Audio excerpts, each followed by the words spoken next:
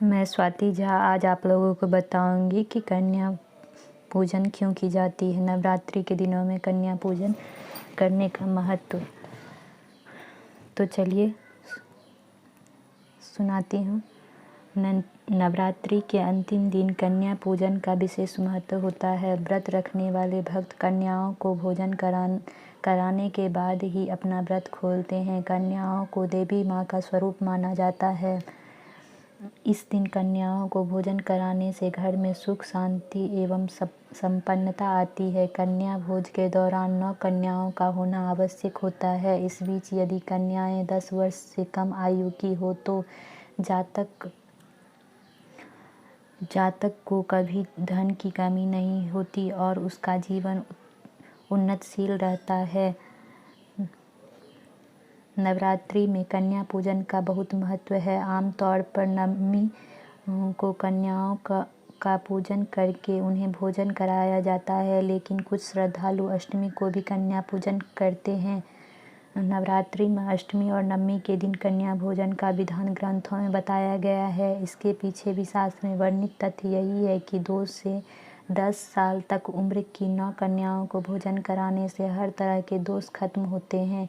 कन्याओं को भोजन करवाने से पहले देवी को नैवेद्य लगाएं और भेंट करने वाली चीज़ें भी पहले देवी को चढ़ाएं। इसके बाद कन्या भोज और पूजन करें। कन्या भोजन न करवा पाए तो भोजन बनाने का कच्चा सामान जैसे चावल, आटा, सब्जी और फल कन्या के घर जाकर उन्हें भेंट कर सकते हैं।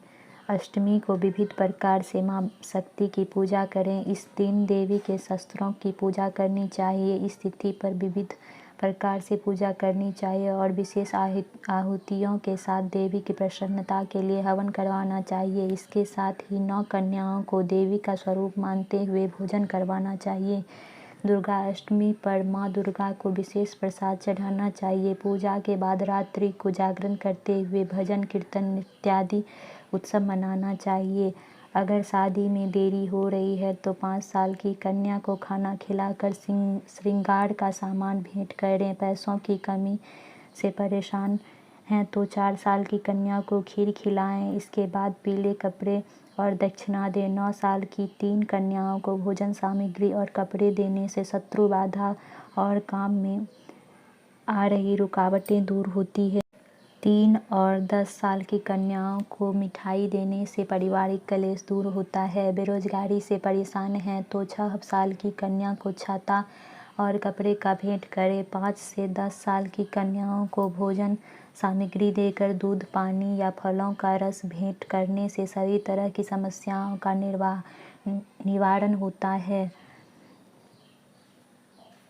नवरात्रि के अंतिम दिन कुमारी पूजन आवश्यक होता है, क्योंकि कन्या पूजन के बिना भक्त के नवरात्र व्रत अधूरे माने जाते हैं। कन्या पूजन के लिए सप्तमी, अष्टमी और नवमी तिथि को उपयुक्त माना जाता है। कन्या भोज के लिए 10 वर्ष तक की आयु वाली कन्याएं उपयुक्त होती है। कन्या पूजन के दिन घर आई कन्याओं का सच्चे मन से स्वागत करना चाहिए। इससे देवी माँ प्रसन्न होती है। इसके बाद स्वच्छ जल से उनके पैरों को धोना चाहिए। इससे भक्त के पापों का नाश होता है। इसके बाद सभी 9 कन्याओं के पैर छूकर आशीर्वाद लेना चाहिए। इससे भक्त की तरक्की होती है। पैर धोने के बाद कन्याओं को साफ आसन पर बैठाना चाहिए और कलावा बांधना चाहिए। कन्याओं को भोजन कराने से पहले अन्न का पहला हिस्सा देवी माँ को भेंट करें, फिर सारी कन्याओं को भोजन परोसें। वैसे तो माँ दुर्गा को हलवा, चना और पूरी का भोग लगाया जाता है, लेकिन अगर आपका सामर्थ्य नहीं है तो आप अपनी इच्छा अनुसार कन्याओं को भोजन कराएं। भोजन समाप्त होने पर कन्याओं को अपने सामर्थ्य अनुसार दक्षिणा अवश्य दें, क्योंकि दक्षिणा के बिना दान अधूरा रहता है। यदि आप चाहते हैं तो कन्याओं को अन्य कोई भेंट भी दे सकते हैं। अंत में कन्याओं के जाते समय पैर छूकर उनका आशीर्वाद लें और देवी माँ को ध्यान करते हुए कन्या भोज के समय हुई कोई भूल की क्षमा मांगे। ऐसा करने से देवी माँ प्रसन्न होती है और भक्तों के सभी कष्ट दूर करते हैं। अगर आप लोगों को मेरी कथाएं अच्छी लगी हो तो आप कमेंट में ज़रूर बताइएगा और आगे बताइएगा कि मैं किस चीज़ की कथा सुनाऊं। तो मेरी कथा सुनने के लिए आप सबों का धन्यवाद।